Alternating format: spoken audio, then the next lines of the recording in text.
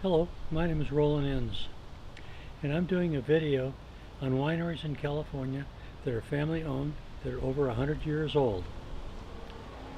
2 weeks ago, we were at the Bernardo Winery, and as you see today, we're going to talk a little bit about the Bernardo Winery wines. And this came about by I thought that it'd be interesting that as we go about visiting wineries, or as you go about visiting wineries and doing taste testing, it would be an enjoyable thing to have the winery supply you with a half a dozen bottles of their various wines. Take them home and share them with your friends and neighbors. And this is what we're doing today. We've invited a group of our friends over. We're going to sample the Bernardo wines, and we're going to do a little simple taste test. And I made a little form and have everybody fill it out. It'll give those people that participate in this an opportunity to really judge wines and start to develop a taste in wines. The video that I'm doing is only a part of the bigger part of making this video and searching in California for those wineries that are family owned, that are over 100 years old.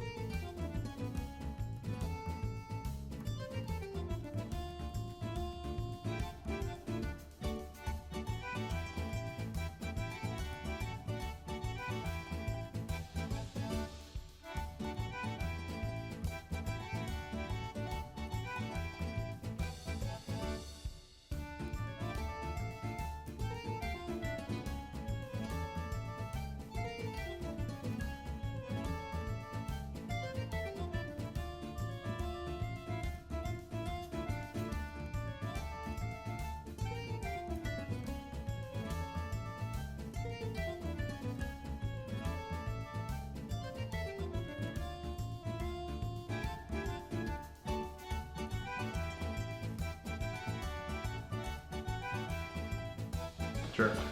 My name is Rizzo Jr. I'm a third generation master vintner at Bernardo Winery. It's Rossrizzo. I think you know how to spell it, probably. Yeah, I mean, it's a crazy honor to be a third generation vintner in California. I know that if someone in Italy is watching this, they're like, well, third generation, that's nothing. But if you can imagine that 3 generations ago in my family, my grandfather was coming over after fighting in World War I to a place that was practically still the Wild West. The population in San Diego around Prohibition was no more than 20,000 people. The party was, of course, in Tijuana, where you could actually have alcohol in the middle of Prohibition. But the history of Bernardo Winery started a lot about 30 years before that, in 1889. as the story goes, 5 Sicilian partners started Bernardo Winery in this little valley that was located on the San Bernardo de las Cañadas Spanish land grant. And it was a perfect location. It was in a little beautiful valley about 15 miles inland from the coast. Wasn't really subjected too much to the coastal weather. The marine layer stopped a few miles away from here. It had an abundant water source. The wells were, all aqueduct style hand dug wells that they hit water really early on. And they just planted this area in grapes. And that was a very popular thing to do in the late 1800s around this area. Basically, this area was agriculture. Lots of citrus, lots of avocados, and of course, grapes. And we go to the store nowadays and we buy Cabernet Sauvignon and Merlot, and we're very varietal centric. But back in the day, they planted things that were really high yielding and were very ancient cuttings brought from Europe through Mexico first by the first Spanish missionaries, and then brought through into San Diego. And that was the Mission grape in particular. That was the Black Morocco, Muscat of Alexandria. There was some Zinfandel that was brought in the middle of the 1800s that were planted here. But in 1889, this was a fledgling commercial winery operation that turned into one of the biggest commercial winery operations that California saw up until about the 60s, 50s, 60s. It was a very different landscape back then. You were in the middle of nowhere, so people would come to your winery and they would buy gallon jugs of wine. They would buy full barrels. You'd be distributing these barrels to restaurants and things like this. But as soon as, and of course, taking care of the military, because the military was a massive presence in San Diego in that time. But my grandfather has a super interesting history. He fought in World War I. He was born in 1898 in Sicily, and of course fought in World War I. And after World War I, the U.S. Allowed immigration, of course, from especially the Allied forces. He came in and he settled in Detroit, Michigan, with his cousin, and he built macaroni boxes, which is a very Sicilian thing to do. He moved into the U.S. And from there, he moved from Detroit to Texas to find, of course, better opportunities with his cousin, and worked on a steer ranch, on a longhorn ranch, and kind of got that sort of Western vibe, and really enjoyed that. But they realized that the real money was in Tijuana, Mexico, especially because right as Prohibition started in the early 20s, Tijuana was a hotspot for everybody in Southern California to travel to, and everywhere else to travel to enjoy live music and great food, and of course the alcohol and the nightlife. So throughout the time that my grandfather was there, he opened Midnight Follies, which was a really famous bar and kind of dinner theater club in Tijuana, 2 doors down from Hotel Caesars, which is where the Caesar salad was invented. And then he was a proprietor of the Ritz Hotel.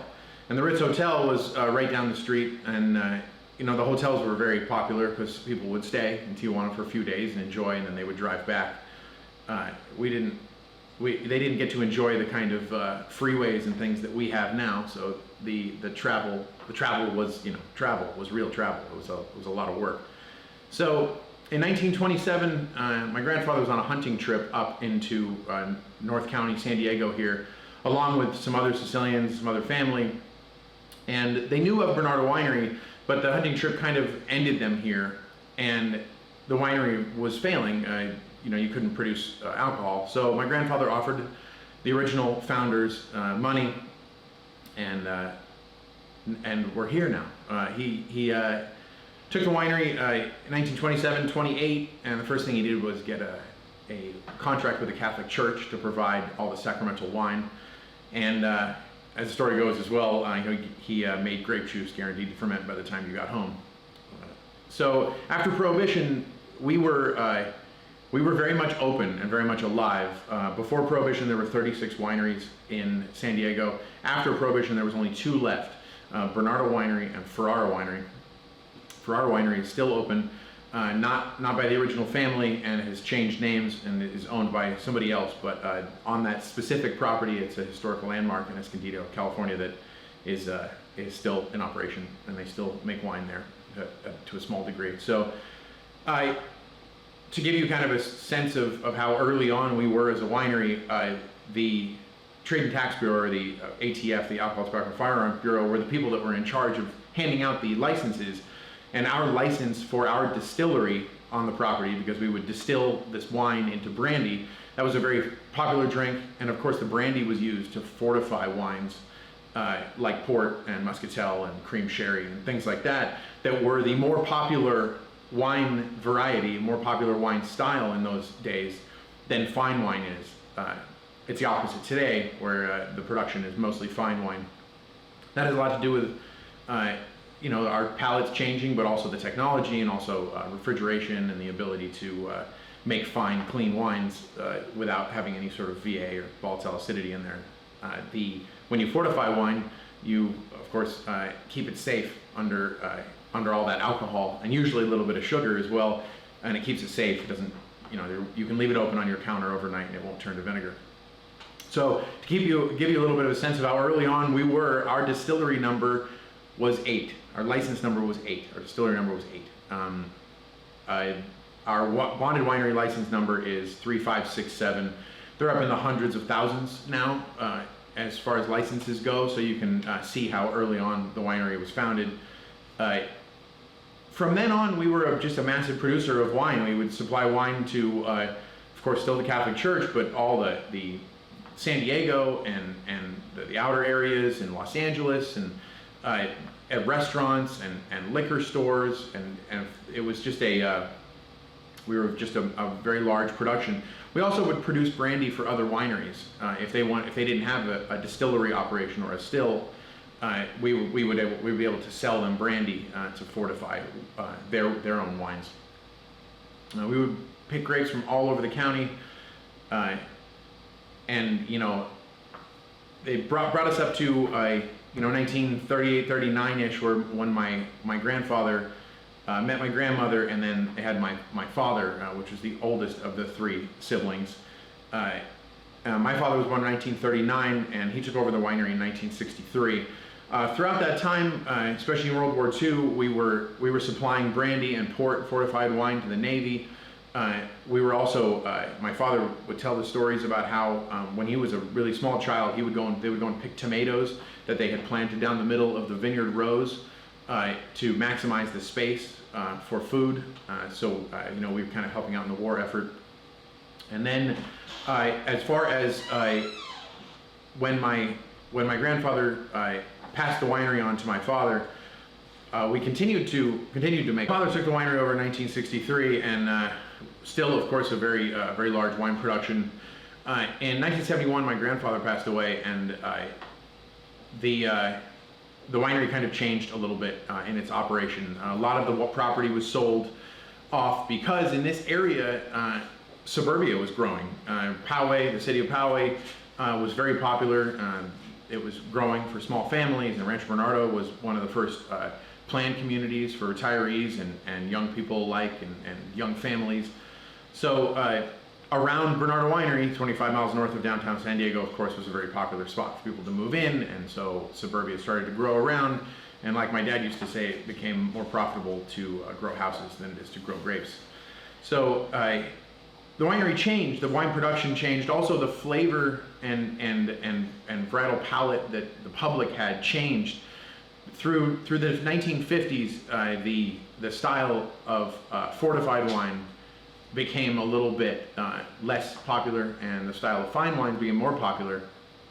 And old wineries in that era used redwood tanks. They used a lot of old style fermentation processes. Not so much, fermentation was generally the same, but everything was fermented outside, not under any sort of temperature control, and redwood tanks started to get replaced with stainless steel tanks in that era. And so a lot of the style of winemaking changed, and Bernardo Winery didn't necessarily change their tooling then. What happened was we became more of a destination for people. This suburbia brought a lot of folks to the winery, and people like to come to the winery and have a glass of wine. There's all these stories of people, riding horseback by the winery and stopping and getting a glass of wine or maybe a beer, because we used to sell beer then as well. Or riding their motorcycles by, because this was still a little bit out in the middle of nowhere. But throughout the time between the founding, which the winery is about 400 acres, 400 acres, to now, which we only have 13 acres and only 5 acres under cultivation of vineyards on the physical property here in San Diego. The winery has gone from a big, full-fledged, old California winemaking process to a very much of a destination for, culinary, wine, art, and shopping, things like that. They were dedicated to their winemaking craft. We have then become dedicated to the winemaking craft as well now. My father was a really amazing person. He, like I said, was born in 1939, took the winery over in 1963. After my grandfather died, my grandfather was a very stern, very difficult man to work for, because he just knew exactly what he wanted, and he got what he wanted, and he was a very hard-working person. He made sure my father worked every day of his life, and my dad would always tell me these stories about how he would never get to sleep in. There would never be a chance for a day off. You got 4 days off a year, actually. You got Christmas, New Year's, Easter, and Thanksgiving. Those are it. All the rest of the time you had to work. So after my grandfather died, I think my dad kind of changed his attitude a little bit towards the winery, and it became more of kind of a destination, more of kind of like his baby, his kind of his vision a little bit. And the old winery was spotted with all these small buildings, these outbuildings, and these old outbuildings were all used for something. And you can imagine it was a very of mice and men style agriculture in California back then, where you would need migrant laborers to come and help pick the grapes, prune. We had a massive olive orchard that we supplied olive oil to the tuna canneries in San Diego. And so you needed all this labor, and so people would move in and out, and so there was a bunkhouse for people to stay. There was a cooperage where people would help build barrels and maintain the barrels. There was a blacksmith shop where a blacksmith would come in once in a while and help repair the equipment. There was all these little buildings. So my dad started to change these buildings into little retail operations, and he would start to change them into little rentable tenant spaces. And these little spaces started to get filled with all these amazing little shops that suburbia around here, Rancho Bernardo and Poway, loved to come visit. The restaurant was open that was served lunch and dinner, and then there was a nice, beautiful little courtyard. People could walk around. And after my father met my mother, my mom started to make the grounds even more beautiful with the gardens. My dad had a pretty staunch viewpoint that if you couldn't eat it, we didn't plant it. And of course, my mother, being English, has just like the most amazing green thumb, and planted some incredible gardens. And of course, my mom still takes care of the gardens to this day, and a lot of people come to Bernardo Winery to see the gardens. They don't even, they come and get a glass of wine and they walk around the gardens just because that's just their relaxing point, and they just love to check out all the plants. And my mom's usually down there watering maybe, and they'll ask her questions and things like that. So it's a lot of fun. So between the shops and the gardens and the little restaurant, and of course the winemaking production had slowed a little bit. We were buying wine from other wineries. We're still making wine, but not to the scale that it was, and certainly not to the scale that it is now today. But when I started to work in the winery operation right out of high school, I really wanted to make the winery like a thing again. I wanted to make sure that people understood that this was a real operating winery, and the history is like so important, and to understand where this winery came from, and where we all come from, and where your food comes from, and where your wine comes from, and to kind of bring back that sort of like European and old Californian style, where you would go to your winery next door, you would go to your butcher, you knew your butcher, you knew a baker, you knew all these people, and they would provide you with the food that you would provide your family every day. And so starting to make wine here was very important. And so throughout the time that my father was still with us, 2008 when he passed away, and then till now, we've been developing this winemaking operation here at Bernardo Winery that has been noticed by lots of critics positively, and of course the proof is in the pudding that people come here, and we are sold out for our reservations the 5 days that we are open a week here. So it's an honor to be able to make wine again, like my grandfather did, like my father did, and provide it to all the people. So now we're open 5 days a week, Wednesday through Sunday. We have a beautiful award-winning restaurant as well that serves all of our old family recipes. My grandfather was an excellent cook, and he passed down those traditions to my Aunt Nina, who my Aunt Nina is a very accomplished chef, and in her own right, as well as being able to recreate a lot of the old traditional Sicilian, old California recipes. Those recipes were taught then to our executive chef, and my Aunt Nina worked together with our chef to develop all these really great flavors and to bring things into kind of more the modern flavor profile, still using the same old techniques and things like that. We have an excellent pizziola here. He makes our dough and our breads fresh every day. We cook it in our wood fire pizza oven, so that complements the wine making process here a lot. And then as far as the vineyards are concerned, we pick from about 65 acres, 75 acres of grapes all throughout San Diego County, and only in San Diego County. We're very fortunate to have a lot of really great growers in San Diego that are dedicated to growing grapes just for us. And then they are harvested and brought to the facility here, and we process them and ferment them and mature them, bottle them, age them. And like we like to say that they are brought from the cellar with a golf cart down to the tasting room for everybody to enjoy. So yeah, that's Bernardo Winery.